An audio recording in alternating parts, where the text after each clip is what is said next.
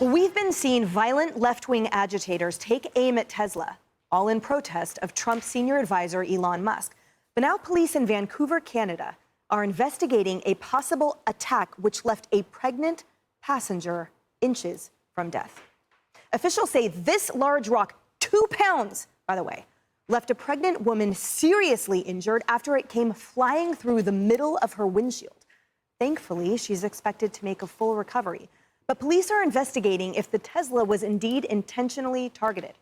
Now, the White House has been condemning attacks on Tesla in the United States as domestic terrorism the entire time. But some Democrats refuse to denounce the acts, and so far are still staying silent. Tell us what you think about what's happening with the Tesla products, the violence at the dealerships. What's your take on the situation? I'm so sorry, I'm a little bit late here right now. What's your take on it? Do you denounce the violence?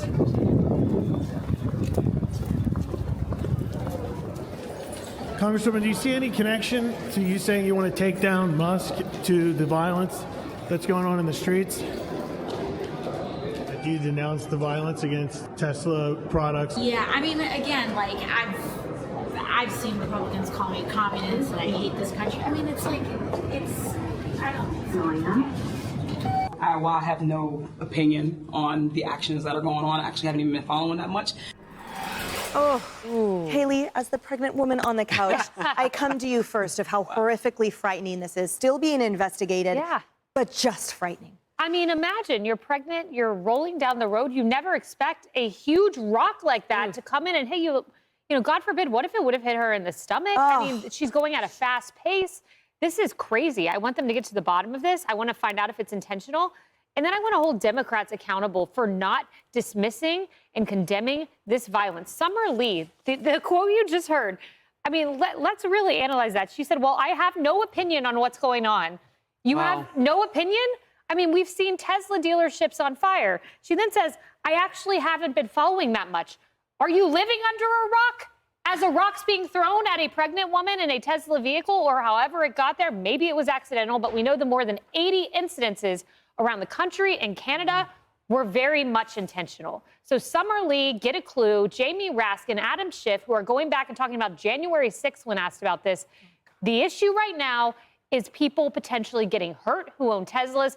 So be responsible, condemn this. It's not difficult. Yeah, and that rock certainly was big enough for multiple people to live under. Kilmeade, how hard is it to denounce violence? How hard is it for these Democratic leaders to just say, yes, I denounce violence and keep walking? Number one, what are you doing in Canada? What's their problem? They're upset that we're reforming our government and cutting spending. So I don't know what they're upset about. You would think because a left-wing country like Canada would be embracing the maker of an electric car. But they're the same ones that canceled they canceled Tesla's appearance at a big car show because it was causing so much controversy. They added 130 more cops to police just for people who own Tesla vehicles. And I'm pretty sure we could all, as a country, be anti-rock through a windshield. if all these so-called Democrats who want to turn the page on mistakes they have made, let's say like Gavin Newsom, what would it take for Gavin Newsom, who knows Elon Musk personally, because he tried to keep him in California, he moved to Texas. He has a cell phone. He goes, so I just got to go out of my way to say, I don't care what what your feeling is about Donald Trump and Elon Musk. You don't hurt drivers of an electric car, which, by the way, is the only thing going to be able to drive in California if he had his way by 2035. So that would be, if you want to show me that you've learned something, say something. Yeah. Rosanna, we are still learning the facts of this situation there in Vancouver, but I would prosecute this as an attempted murder if indeed it was intentional and if indeed it was ideologically backed, because a 2-pound rock flying through a windshield, there is a rash of deaths that we've seen with people tossing stuff over overpasses. It is frightening. They are playing with fire. When will it end? I'm not sure, but obviously it's escalating, right? Yes. Because we've seen, they're not instances, they're attacks. Whether they're, carving swastikas on the side of a Tesla. And by the way, the people who were doing it, they don't realize that the Teslas are recording them, so they're not the brightest light in the socket. But anyway, we see it escalating, and this came very, very close. Yes. At least there are some Democratic leaders and entertainers out there who are taking the high road, right? Like Bette Midler the other day. She didn't destroy her Tesla. She sold it. If you don't like your Tesla, you don't like Elon Musk, let's be classy about it. and sell it. Right. Yeah, and I'll amend my statement because I would prosecute this for attempted murder on 2 individuals as she was pregnant. Harris, to her point, interestingly, we also have Senator Kelly who sold the Tesla, but then he got himself a diesel guzzling truck. So clearly he wasn't quite committed to the climate ideology of all these other leftists. But the point remains, as we talked about before, why is it hard to denounce this? Where are the Democrat leadership? Where is Pelosi in this unequivocally denouncing violence? They're flexing. They're flexing for social media hits. They're hoping to tap into something with voters who didn't choose them last November. What will it take for them to try to figure out how we get them back into the Democratic Party?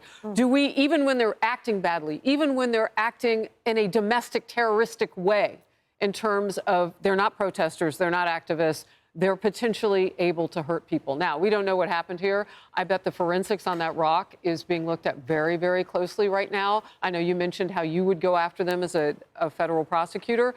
We'll see what happens with this, but I've been saying this for weeks. Like, it could be unintentional, but if you are in the process of committing a crime that is a felony, then tack on whatever happens after that. Emily, you and I have talked about this. So God forbid somebody get injured or worse in all this. We know of people in the Seattle area. One woman was forced off the side of the road, punched in the face. I mean, this is too much. And so I'm glad Democrats are showing us who they are. And trust me, there have been a few who've spoken up. But if you saw someone on this couch, Emily, saying, oh, kind of tepid about violence. Oh, she was pregnant. Oh, yeah, blah, blah, blah, blah. You take task with them. You would say, look, you're representing all of us. What are you doing? Democrats aren't loud enough on this. Even the ones who are, tepidly speaking up, and they're like little chickens. They're just, waiting for us to call them out. All right, we called you out. The other people are dangerous because their politics has gotten the better of them, and their mores and morals are on the roadside. Thank you for showing us who you are. You're right, and you're right that it is escalating. So without the condemnation, it will only get worse, and I fear for someone to die. And at that point, it would have been preventable.